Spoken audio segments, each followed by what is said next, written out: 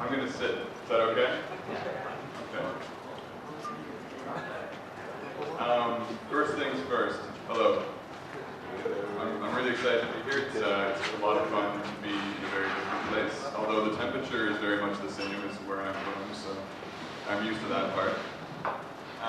Quick question. I just want to get an idea who I'm talking to today. So, how many of you are software programmers or developers? Many of you. Cool. And how many of you are designers? Just two? Okay, two. Good stuff. It's a hot commodity design. Stick with it. And how many of you work on the business side, either as project managers or business development? Cool. All right. So my story is that I'm actually not a software developer. So I'll give you that context up front. I've been working with software developers my whole life, and my partners are either designers or developers. So they like to tell me that my job at the office is to keep the lights on. So that's kind of what I do, among other things. The other thing I wanted to ask is how many people are okay if I speak in English the whole time? Okay. Is anybody not okay? Because I told Tosha. I said, if everyone's not okay with it, if anyone needs some translation, Alex, are you able to provide it? I saw you raise your hand and now you're involved. Does anybody need me to speak through Alex at all? No. Okay, cool. So, I'm probably the same age as you guys, but it's really amazing to come here and to see startups and entrepreneurship in a very different place than what I've been used to. And it's actually a lot more exciting to be here, in my opinion, at least in my first 24 hours, for a lot of reasons. I think it's going to be interesting to see Skopje about 3 to 5 years from now, when all of the companies you guys are starting and all of the ideas that are in your heads actually get worked on for that period of time. I think you're going to find that a lot of other people are going to come flooding in to this community of technology and startups and development. It's kind of what happens in every city that goes over that curve. And it actually happened in Toronto. About, I'd say not that long ago, maybe 4 or 5 years ago. So very similarly, we started off with a small community of people, about this size, and we all kind of knew each other. You guys all knew each other? For the most part.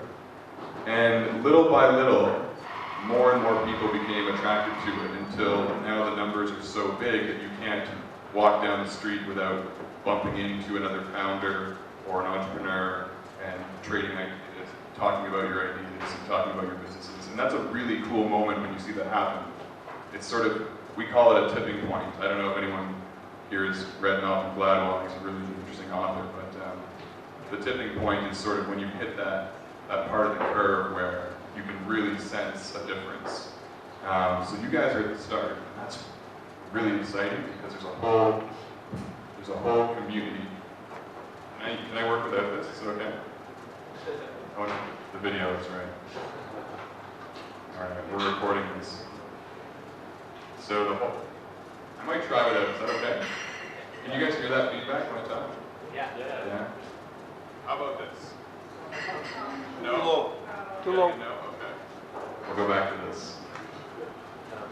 Anyway, I want to stay on topic today, and I want to talk about building mobile businesses and just technology businesses in general. But I know that if somebody from Skopje came to Toronto and was speaking, I'd have a ton of questions for them.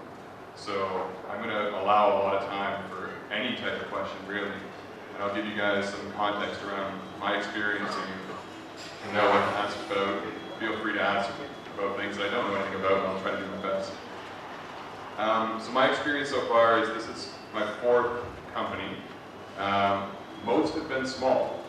So I did something very similar to what the Web Factory guys are doing. And by the way, I need to tell you guys how much I love the Web Factory guys right now. They are awesome company to keep, and I'm glad to be staying with them. So most of what I did growing up started in university. Sorry? Oh, sorry, okay.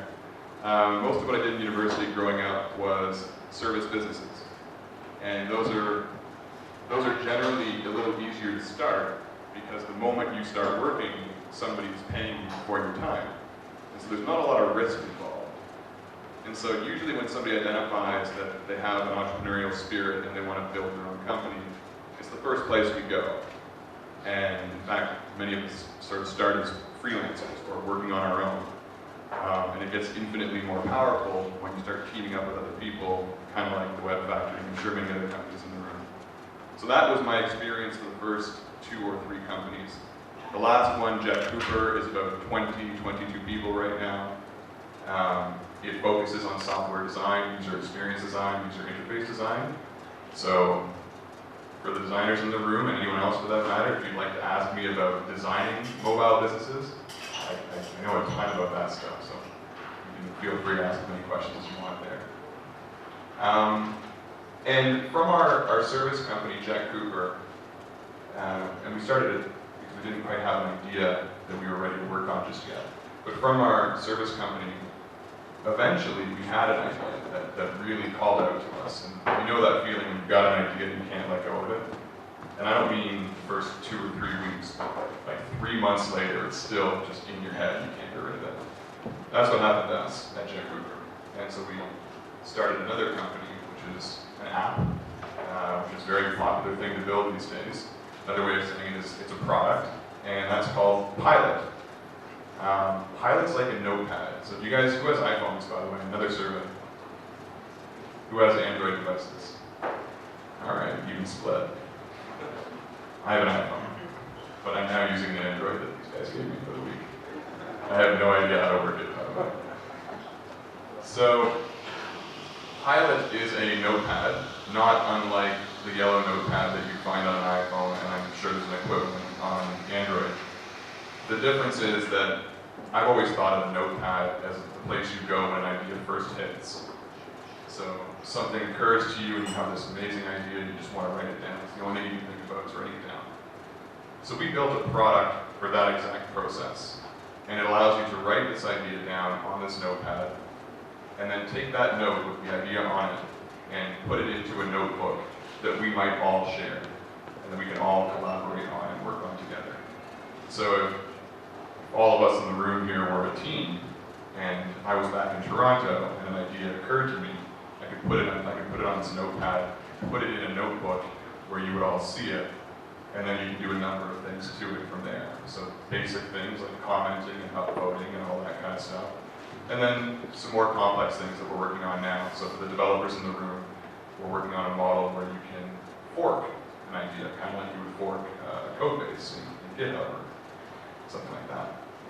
So it's been a very different process to build a mobile product business than a business that is service-based and does a lot of mobile services. My experiences are very new on the product side. I've worked with one previous product company before, and I'm really hoping that somebody here in the room knows them. Has anybody heard of a company called FreshBooks? It's like an invoicing tool. Okay, listen, you should all go to freshbooks.com. There's my little sponsor ad for them, because they're a good group of people. But it's one of Canada's bigger startup success stories, and it's a tool that people use to invoice. So, Sasha, if you want to get paid, you're going to need an invoice. And this is a way of doing it that isn't, so instead of using Microsoft Word or Excel, you can just use a cloud-based service. So I got to work on a team at FreshBooks that was about conversions. And you guys had a metrics conversation so far? Cool. So that was my specialty for the last couple of years before these last 2 companies was how to convert users from somebody who just downloads your app or makes an account and then starts to try it out and then eventually starts to become really active and then eventually starts to pay you and then eventually starts to pay you more. So that's been kind of my background as well. So if there's questions around that side of things, I'm happy to talk about them as well. But I think by far the most important lesson that I can impart today is about a movement that's gaining a lot of momentum in North America right now, and it's this lean startup movement. Has anybody heard of the concept of a lean startup before? Amazing. 3, 4, 5. Okay, great. I'm going to talk about lean startups, and you guys can fact check me, which basically means that if I say something wrong, you have to call me out. This started gaining momentum about 2 years ago, and the reason why it did so is because it's a very risky proposition to start a new product business. You don't quite know how long it'll take you to build the product, you don't quite know how long it'll take you to iterate and tweak it, and you certainly don't quite know how long it'll take you to get your first revenue, let alone enough revenue to sustain your living and your team's living.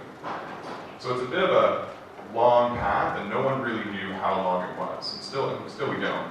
And I'm sure that's probably something that's in the way of a lot of folks starting a product-based business right now, is that it feels risky, because it is.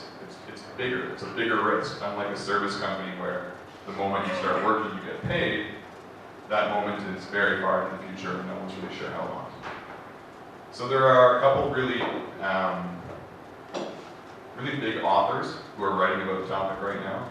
Eric Ries is one of them, he's sort of the champion of it. A professor named Steve Blank is another one, so you guys go on Google later, I would suggest looking both of them up. But the premise of a lean startup is actually how do we de-risk or remove some of the risk of a business. And ironically, mobile businesses are the riskiest of all the product businesses. So being a Mobile Monday today, it's kind of all too fitting to be talking about this, I think. Does anyone have a guess why mobile businesses are the riskiest ones? You can say it in Macedonian, I'm sure someone will translate it. Competition? Competition is definitely one thing. And the reason why it's hard for competition is because there are very few distribution points. So you have an app store, and this is the primary way that people learn about you. And so when you don't have very many access points or distribution points, and you only have that one app store, it's very crowded. So you notice the competition a lot more. So that's definitely a good one. Not sure. Another one is that with a web product business, it's very easy to just create something simple, something that doesn't look very nice, and just try it out and release it. So at Jack Cooper, when we're experimenting with ideas, the first thing we do is we go to the web. And even if we think it might one day be a native iPhone product, we start on the web because it's really simple just to make a few clickable boxes and to get a sense of how this feels if this product actually were finished. So in that respect, that's why a mobile business is a lot more risky, because you have to create not just a native application, but it's got to be pretty nice looking. You got to send it to Apple or Google or whoever. I think it's a little easier with Google than it is with Apple to get on the App Store, but there's a lot of work involved in polishing that whole thing from one end to the other. Whereas on the web, nobody cares. It's a free-for-all. You can put up a URL with some clickable boxes and get your friends around it and say, hey, I built this tool that I think is going to be good at this. Why don't we all give it a shot for a week and see how that feels? And if it's something where the flow is obviously wrong, or there's a missing feature that everybody wants, or what have you, it's really easy to push that out right away. So creating a feature doesn't take you don't need Apple to give you an approval on a resubmission of your app. You just make the feature, and it's live, and you can try it the next day. So that's a really good way of thinking about removing some of the risk of mobile businesses, is trying the web first. We do that a lot. The other interesting reason why it's very risky to build a mobile business, and this is specific to the gaming industry. So who here is making a game or wants to make a game?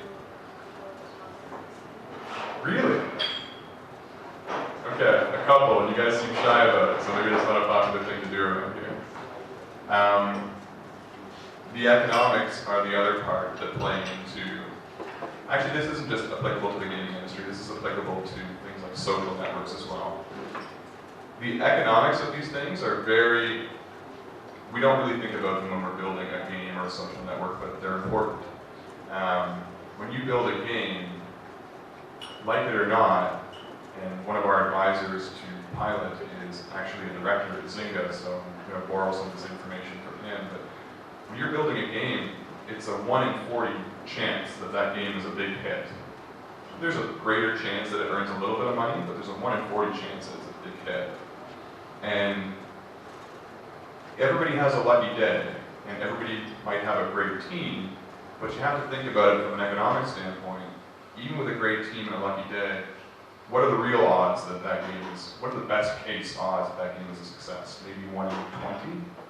And so you start to plan differently as a business who's thinking about games. You say, okay, well, if our best case is 1 in 20, then what's the fastest way to make 20 games and find out which one it's going to be, right? And it just changes how you think about starting a business, right? So the other thing is social networks are much the same. So because social networks are difficult to monetize, anything that needs advertising as a business model generally takes a long time to monetize. So there's a very similar set of economics there where you have to achieve a certain number of people using it before you can get a decent amount of money from it. And this isn't any different in Toronto or Chicago or New York or Silicon Valley. They're the same economics everywhere. We're all fighting for the same attention from the same people who use iPhones and Androids and everything else. But it does help for you, it does help me at least to think about where I am in this whole bigger picture that is technology startups. So with Pilot, for example, we started out not really sure if this was going to be a social network around ideas, or if it was going to be a tool that people would use in their teams, in their day-to-day workflow as a productivity tool. And for the first year and a half, we didn't really make a decision. We were kind of just happy to be building this thing and to see where it went. That actually almost proved to be the end of the company, was that lack of making a decision. Because when you don't choose, you're not really pointed in a particular direction. When I sort of realized the economics of various businesses and business models, it became very obvious that we had to choose something, and we chose a path that was to position this as a team-based tool for people to generate ideas and work on their ideas together. And that took us into a new realm that was very easy to monetize. So right now we are talking to advertising agencies, for example, because they value this sort of thing. They do a lot of brainstorming and idea generation, they get paid for it. But it was only upon choosing that we were able to even see that there was a customer or a potential customer right there. And so that focus becomes really important as well to getting any business off the ground. So I've had a little bit of experience across the services side. I haven't really touched on it too much at Jet Cooper. We work at Jet Cooper with other startups. We do design for companies that come out of Y Combinator and Techstars and whatnot. So we've worked with some interesting startups. We work with large brands as well. Some of them, well, I don't know if the brands cross over from Macedonia to Toronto, but some major newspapers, some things like that. So we've had a good volume of experiences there. I can gladly tell you about service-based companies. But I think the most interesting lesson right now is to think about where Skopje is in its current evolution of its startup culture, and where you guys are as part of that, and which part of the puzzle you want to play for the next 3 to 5 years while this thing grows and grows and grows and grows. And some of you will pick something a little bit more risky. Some of you will pick a game, for example, to work on, and others will pick a service-based business to start from. And all of them are fine. All of them are great. But the most important thing is to go in with your eyes wide open and knowing what you're choosing. And choosing actively, not letting it choose you, but you deciding that we're going to be this kind of business, we're going to try our hand at this. And then the other thing I'd really encourage you guys to do is to read some of the stuff, some of the material that's coming.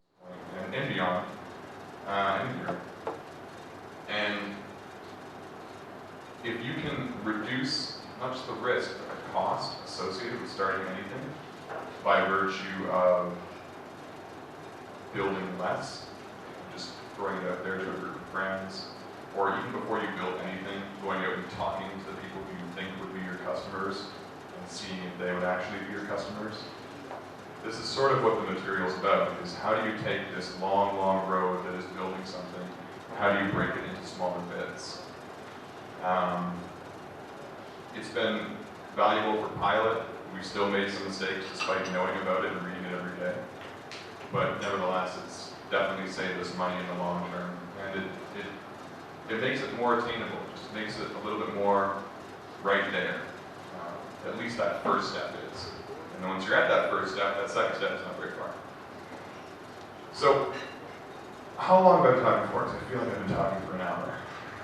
No? Okay. 25 minutes? You know how I know I'm nervous? I was holding the mic like this for like 10 minutes. Nobody told me. Okay.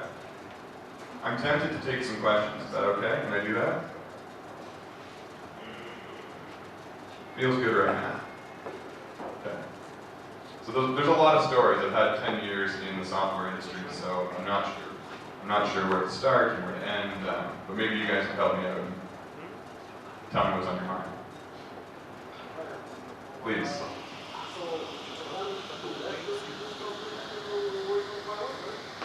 Sort of.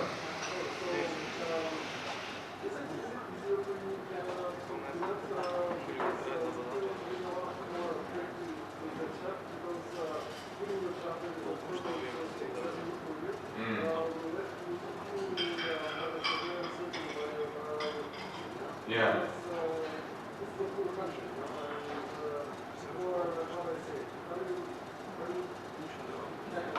Well, the neat thing that about entrepreneurship is that everyone who is an entrepreneur, regardless of what country they're in, we are all poor together. So let me assure you, it's no different in Toronto. Hello? Yeah, it's no different in Toronto when you leave your job and you don't have any income coming in. In fact, my personal net worth is very low at the moment because I've invested in this company, and I'm okay with that. So I guess I'm trying to make this more practical because I want to go back to something I said earlier. You have to choose the right level of risk for you. So if you leave your company because you're just determined to start your own thing, some things are very easy to start, like a service business. You could probably find your first client before you even left your previous company, right? Other things are a lot more risky, like building a game. If you're building a game or if you're building a product of some sort, then I'd recommend maybe don't leave your company right away. Maybe do some of these exercises about talking to people and talking to potential customers. Maybe do some of that up front so that you start to feel more of a confidence that this idea is the right idea. Because if it's not, don't worry, another one will be along in a minute. Ideas happen all the time. I don't know, does that answer your question? Okay. We're all bored.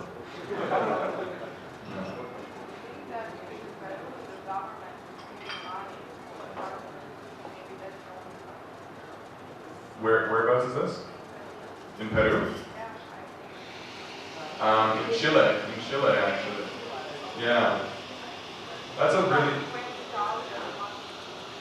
Yeah, that's right. So, that's funny. We actually got into this program called Startup Chile. Has anyone heard of that program? Yeah? We didn't go, but in a different time, I probably would have. I've heard good things about it. I know I have a friend who went down there. He went to Chile, and I think it's a really interesting initiative that their government is doing. Right? They're attracting a lot of entrepreneurs down to that country, and when you do that, when you bring in hundreds of entrepreneurs, you create a community almost instantly. You create one of these times 5 overnight, and that's powerful. That's where a lot of teams get formed, and a lot of people just sort of take that jump and take that risk. I'm very fortunate. I'm from Canada, and our government does a great job funding the startup economy in Canada. And we've been lucky. We've received some grant money as well. Don't let me fool you though. I had to put in all of my own money before we got that. So I had to risk it as well. But yeah, it's a huge helping hand when that's there.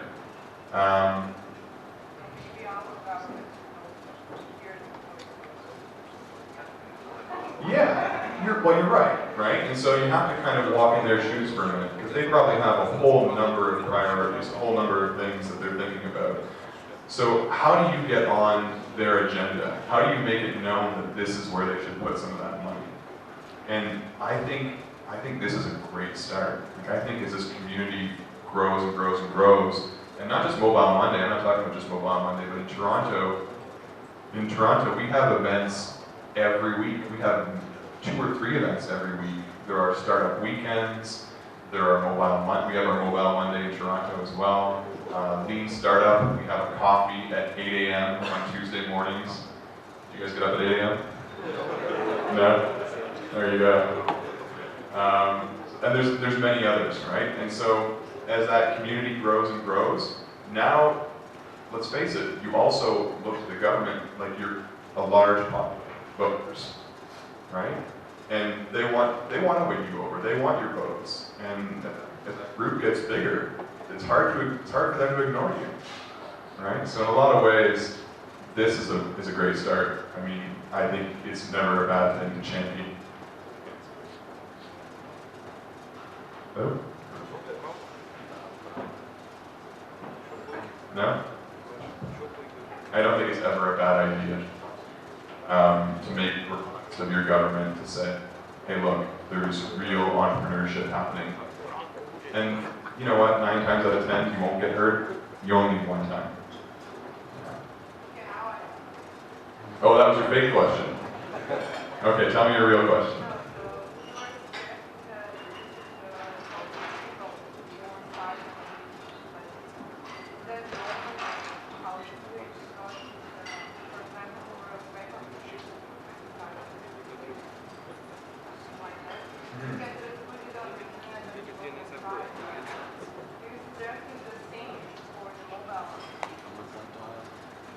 Yeah, you know, you're on the right track. It's not so black and white, because let's face it, if you really want to build a game, it's kind of hard to simulate the game in a browser on the web. You know, it's difficult. So maybe a game then is a better project to do as a passion project in your spare time, right? Maybe that's just the better way to go about that, just because it is the highest part. But for some mobile businesses, you'd be surprised.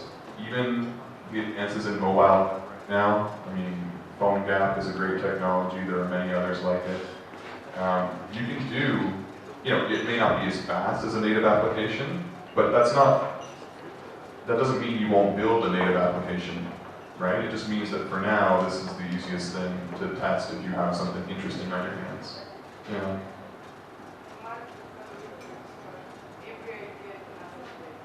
No, most ideas are not good ideas. Yeah. As somebody who writes down a lot of ideas for a living, I can tell you that most of mine are terrible. Yeah. Any other fake or real questions? Fake or real? Summarize the question? Okay, sorry guys. Got it. Correct.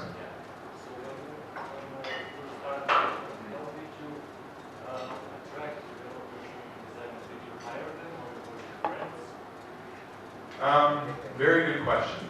People want to work on things that look like they're going somewhere, right? So if you're a business person and you have an idea, it's kind of your responsibility to take that and make it more than an idea, right? You have to bring something else to the table. You have to say, look, I'm going to also bring this potential first customer to the table.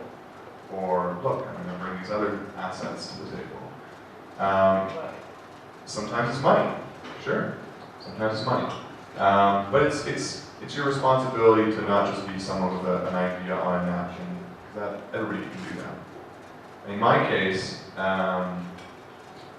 it was my experience that allowed me to attract a lot of developers and designers to me. So I had a great deal of experience with the metrics that I talked about before, and how to convert users, and that's a very valuable thing. I also had, partners who I've known for a long time, 5 to 10 years. We went to university together. So guys from Jack Cooper and myself, we've all grown up for the last, give away how old I am here, but for the last 8 years, we've known each other, 8 to 10 years. So that helped too. And typically the only thing I would caution is that if your team is starting out in a technology business and there's 3 business people and 2 developers, you probably are in the wrong place for the moment. You probably want one person who's willing to do all the dirty work, and by that I mean they're willing to go out there and keep finding money to keep it going, they're willing to change the garbage, they're willing to be customer support, right? Nobody wants to do that. They're willing to do all the accounting. So you kind of want somebody who doesn't have much of an ego and who's okay wearing 25 different hats on a regular basis. Yeah, it's a good place to start. Sometimes there's a case for more than one business person, but usually it's because there's already a customer there, right? No problem. Go ahead.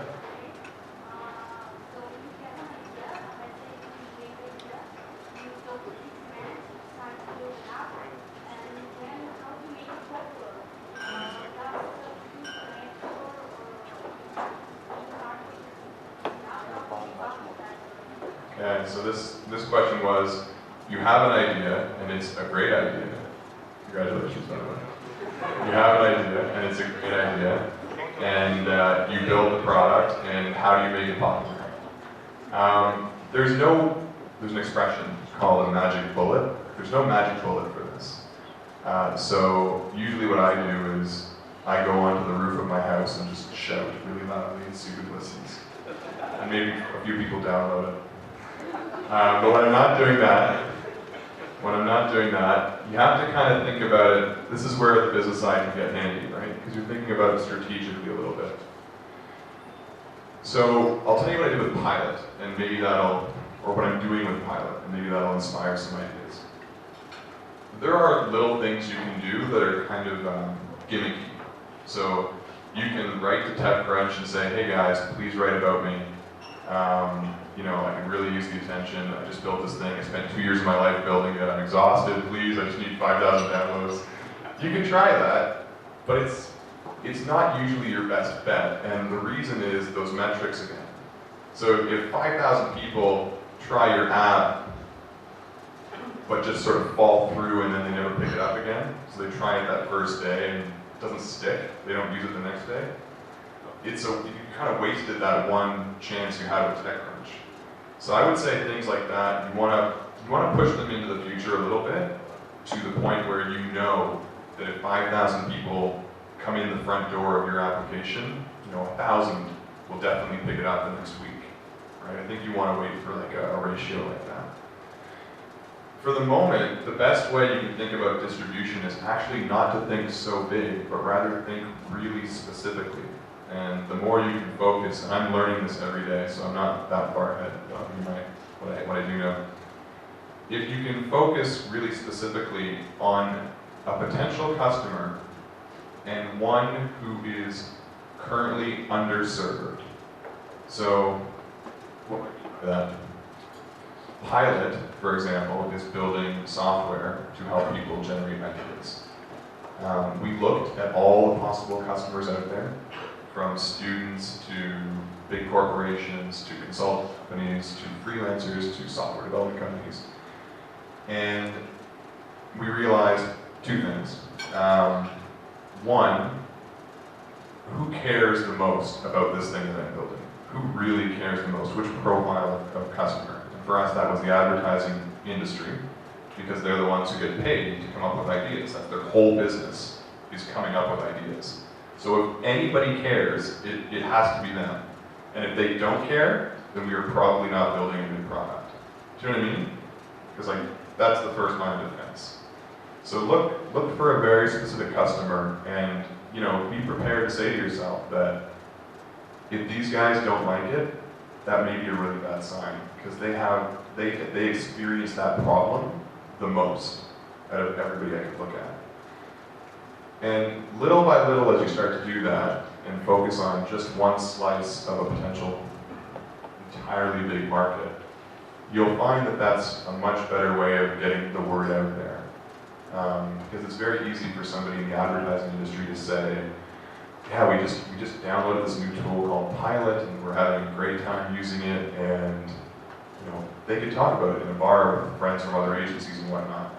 And now we're building a brand just for those people. And that's really neat. It doesn't mean we have to only be for them for all time, but it's there's a term, it's a business term, I don't know if it translates well, but it's called a market entry wedge.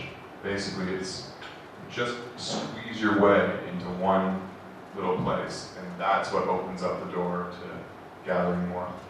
So I would actually encourage everybody to think away from the giant, the big idea of like getting a TechCrunch blog post or some huge, expensive event or whatnot. Sometimes that can be good. You'll know when, right? You'll feel confident that if you go to that event, you'll get this. But most of the times, I'd say be a lot more focused and critical and choose carefully. And yeah, I think that's a better strategy. Questions? You can have 3 more if you like. Let's say in a couple of us here, financial programmers, decide to do a startup, right? I'm just like the average age here, so also explains the process. That makes me the oldest one in the room. Except for some folks in the back. You said you had an advisor from Zing, right? Yes. How important is to have somebody that's been experienced? I don't think it's very easy to find someone in this area that sort of Yeah. experience. You're right, and that's a fair comparison, right? Yeah, I'll tell you the truth, and it wasn't that easy to either. No. And the reason is, it sort of takes time, and here's why. Only now in Toronto, the guys and gals who were doing startups maybe 10 years ago, and they've now risen to a level of success, only now are they in a position to give back to the younger generation. So it's tough because, 5 years ago, they weren't ready for that yet. And so it was really difficult to find good advisors. There was a few, but everybody wanted their time. So that's definitely something that I don't know how you get around that when the startup scene is just beginning, right? Like, you kind of need to substitute for it instead, which means you kind of need to rely on each other to trade lessons quite often. Not just trade ideas, but really, like, as you're building a business, I would encourage a high degree of openness where you talk about your failures openly with your competition, your friends, everybody. It's the only way you're gonna sort of help each other out and play the role of advisor to each other. So we did a lot of that 5 years ago as well. We actually had a group going, and we'd come together and we'd sort of say, I screwed this up this week. And it's a bit humbling, right? Like, you feel kind of silly, but it's great because I guarantee that everybody in the room that day, a good chunk of them probably would have made the same mistake eventually. And at least now they have that lesson through me. And I have many lessons through them as well. So I would say anything you guys can do to encourage sharing in the community is a strong force.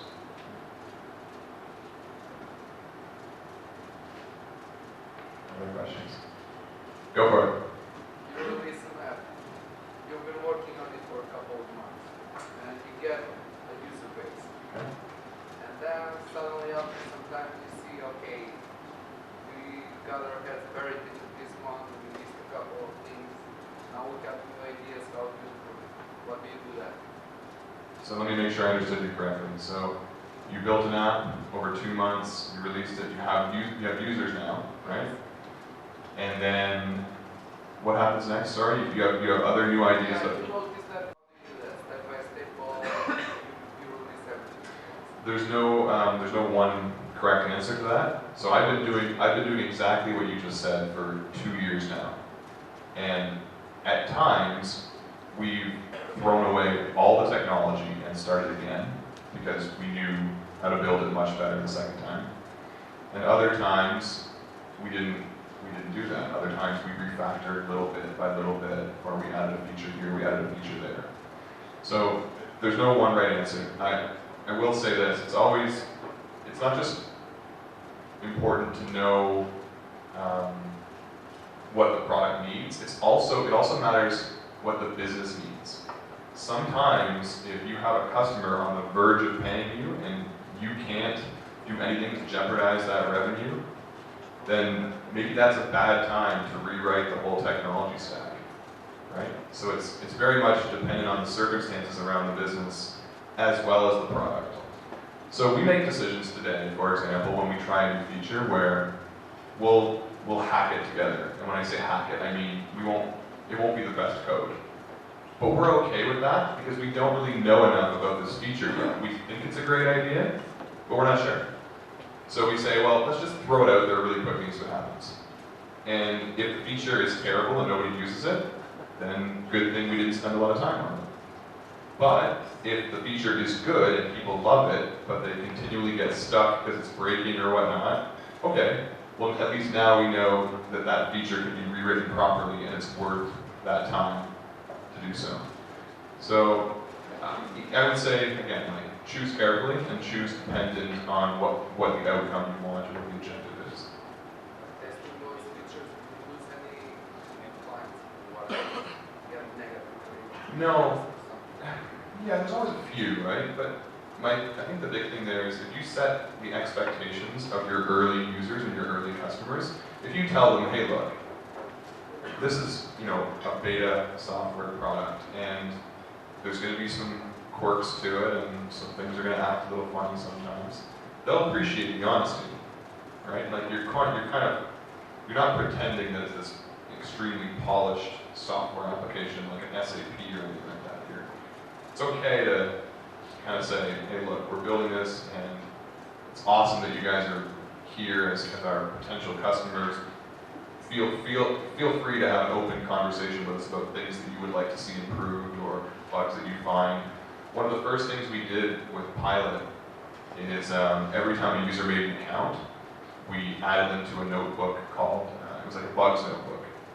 And so literally, they would make their account, and the first thing they would see is a notebook with all these notes about the different bugs in software, which you might think is not the greatest idea. It was tremendously helpful for them because they would go through some of the notes and they could see the ones we'd solved, and so they knew we were working on it.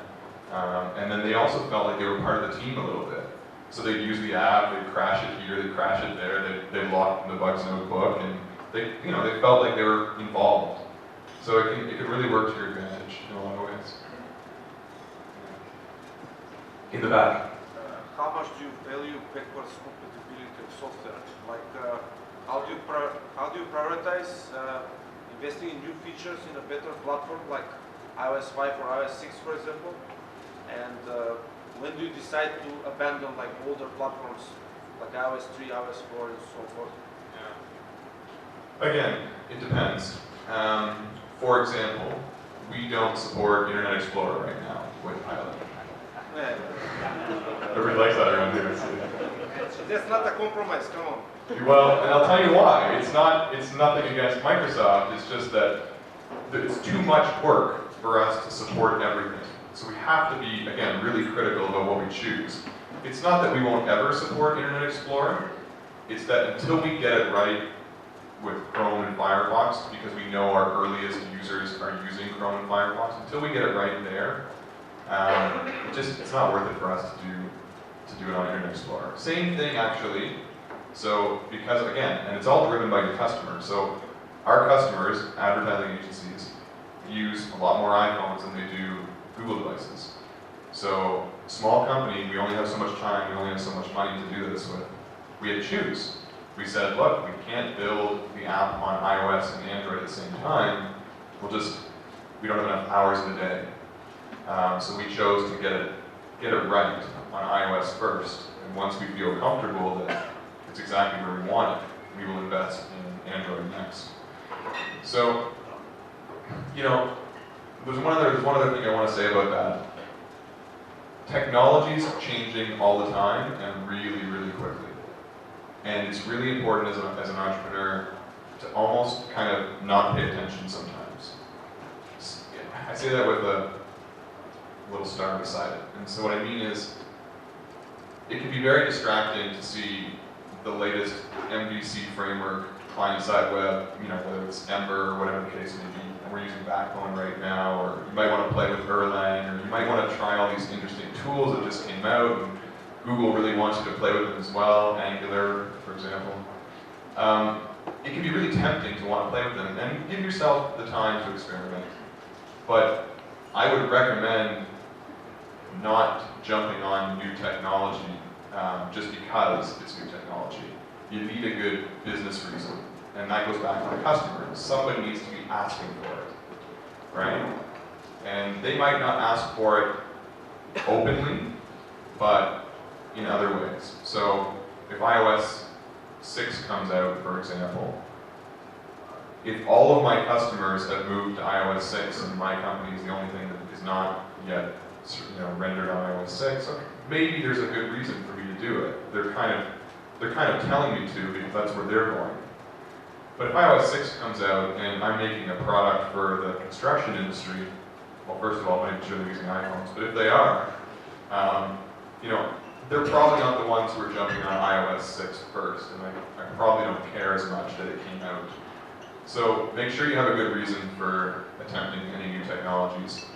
And sometimes that good reason is just that you want to play around with it, and that's okay too, but separate that from the business a little bit. Yeah? What is the best way to get feedback from the user? For example, like on creating dashboard.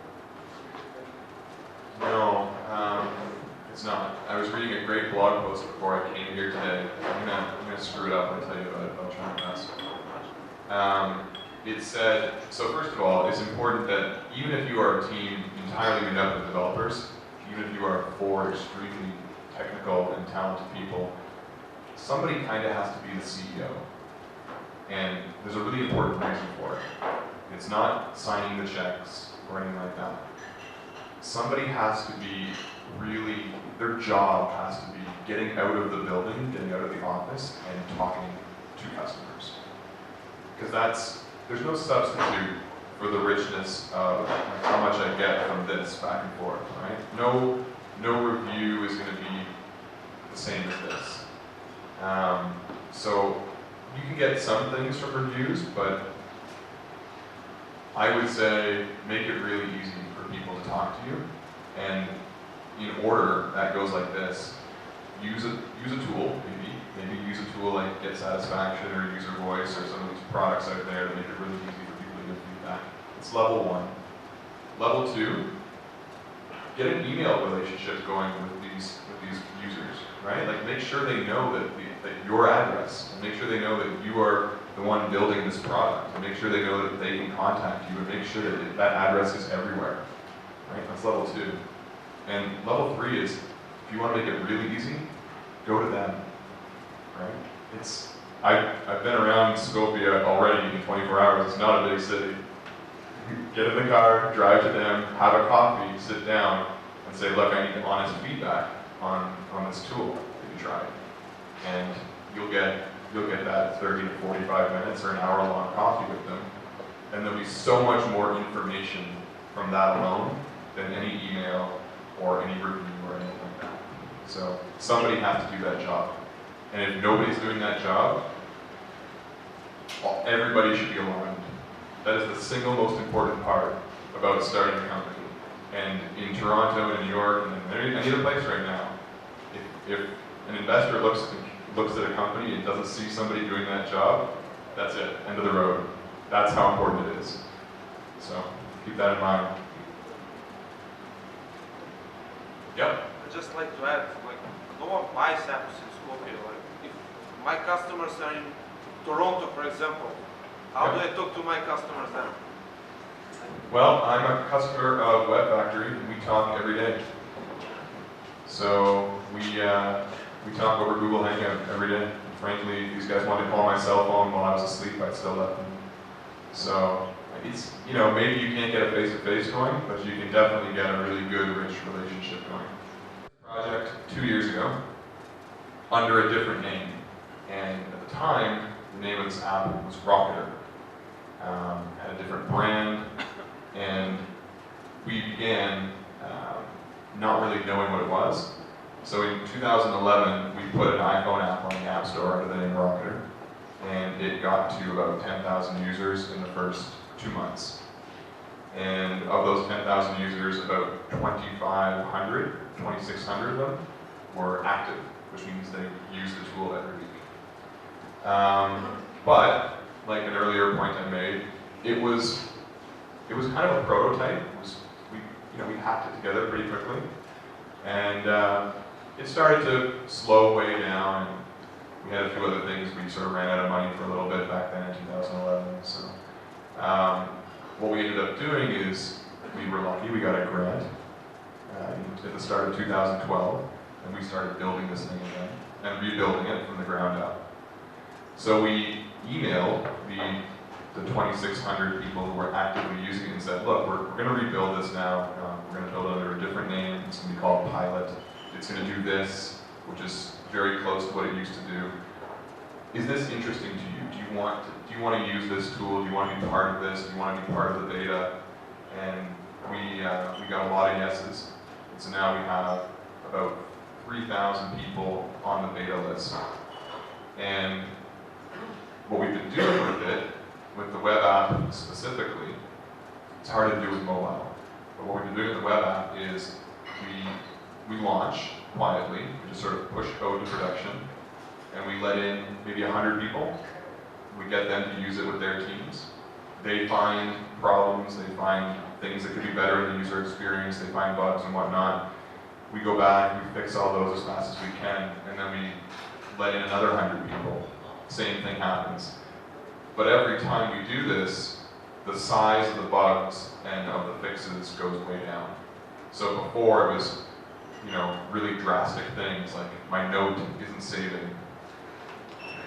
Well, that's tough when it's an app for note taking. But then over time, it's smaller and smaller. So currently it's things like the password reset isn't working today, which is still a big deal, but it's much smaller than it used to be. And over time, as we go along, we'll let in a few hundred more, a few hundred more, a few hundred more, until we get to the point where the only thing we hear is, hey, it doesn't work in Internet Explorer. At which point we'll be okay with that and we'll launch live and go public. But that's a little easier to do with the web, for sure. With any mobile app. I don't know, I should know this, but on iPhone, you can only give it to 100 people before you launch it in the App Store. Does Google have a similar maximum number of people? No? Love those Google guys. You can use test flight for beta testing. Yeah, I know the enterprise, yeah, use enterprise if it's an internal tool, yeah.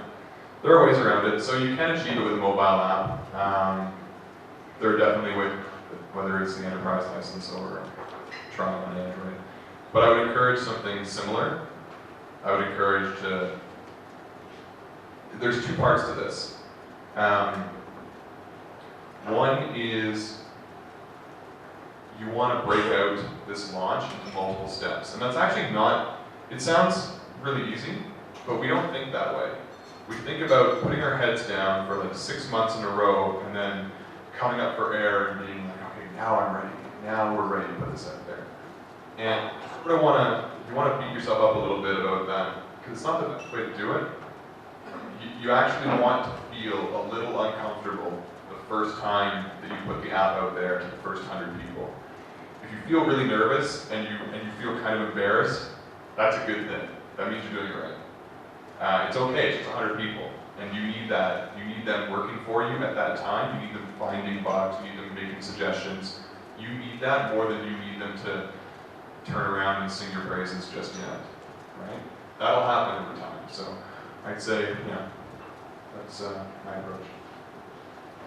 Yep. In the last 2 years, there have been several startups from this region, Balkan region, that became successful on a global level. And those who are to the whole region, in a certain way, are celebrities. Yeah. How do you see startups coming out of Silicon Valley and North America? And what do you think is the biggest positive plus or the biggest minus that startups aren't coming from that part of the world? The biggest positive and the biggest negative that startups are or are not? No. What is the biggest positive? What is the most positive thing if you are there? Yeah. What is the negative thing if you are not there? North America or Silicon Valley? Well, a positive here and a negative here are the same thing. So you want a positive and a negative from here, right? One side, yes. Okay. I'll tell it from the Silicon Valley side, because Toronto has a very, well, I shouldn't say this, but Toronto is drastically different than Silicon Valley. Just like the Balkan region is very drastically different than Silicon Valley and Toronto as well. So we share something in common. Neither of us are Silicon Valley. The biggest positive if you're in Silicon Valley is that tipping point I talked about, that density where just people are everywhere. You're everywhere. And you can bounce ideas on anybody and you can try things out and you can get a group of people together and hack on something for a weekend and see if it works. That's the biggest positive, I would say, that density. Because it attracts other things too as well. So investors flock to it because you never know where the next brilliant thing might spring up. The biggest knock or the biggest negative on Silicon Valley is that you end up with a very one-dimensional place. So Silicon Valley now it's kind of like Hollywood in a way. It's a lot like Hollywood in many ways, actually.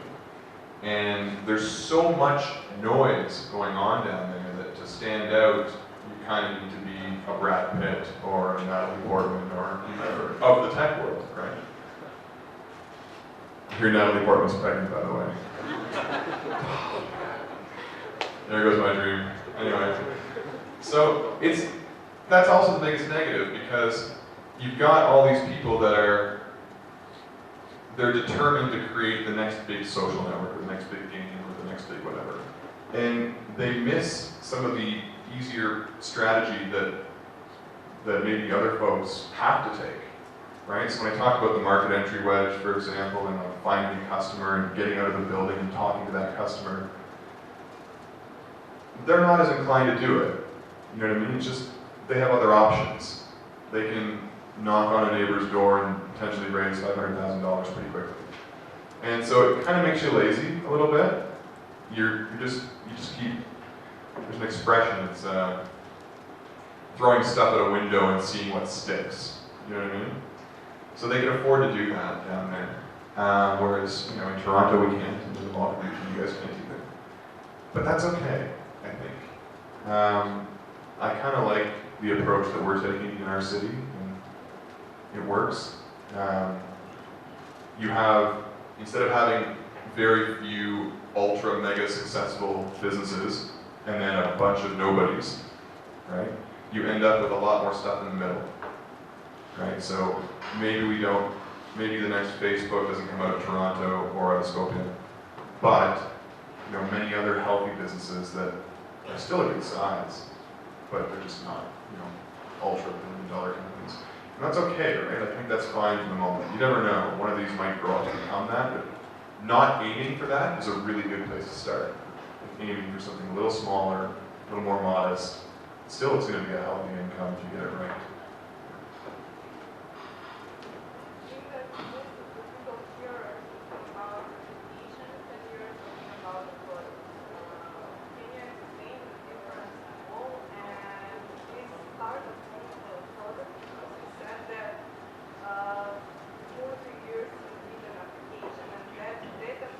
Sorry. No, that was just lost in translation. So when I say products and applications, same thing. Same. Yeah, sorry. I just... Okay. Yeah, I mean them as the same thing. Though. Sorry. Other? No? You guys just waiting for the beer?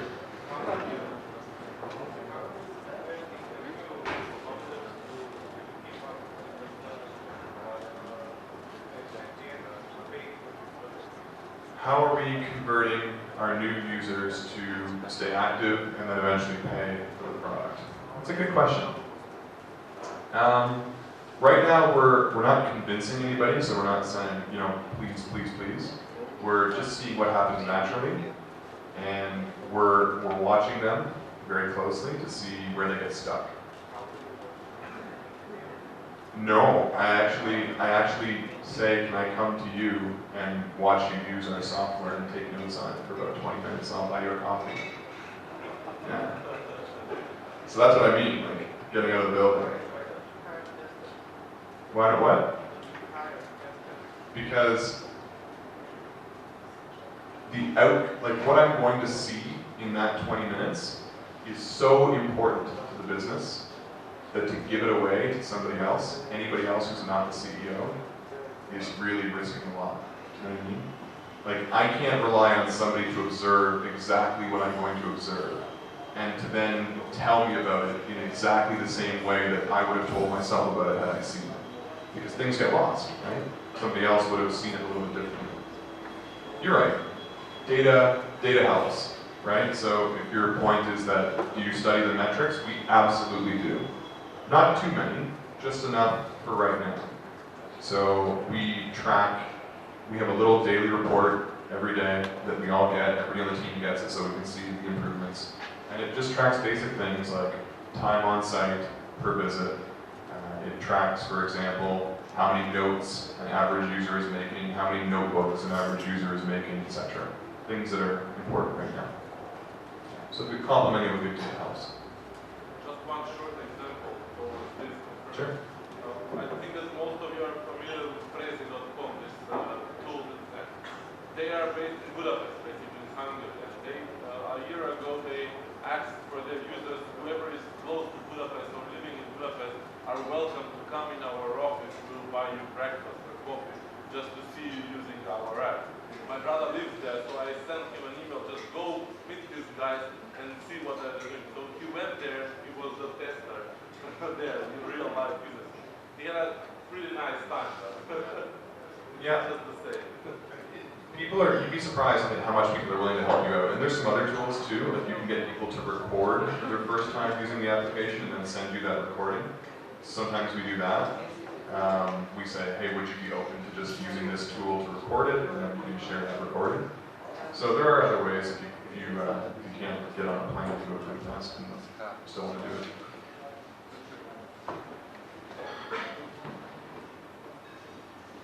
Any last questions? All right. Thank you guys so very much. I really enjoyed being here and I appreciate all your attention.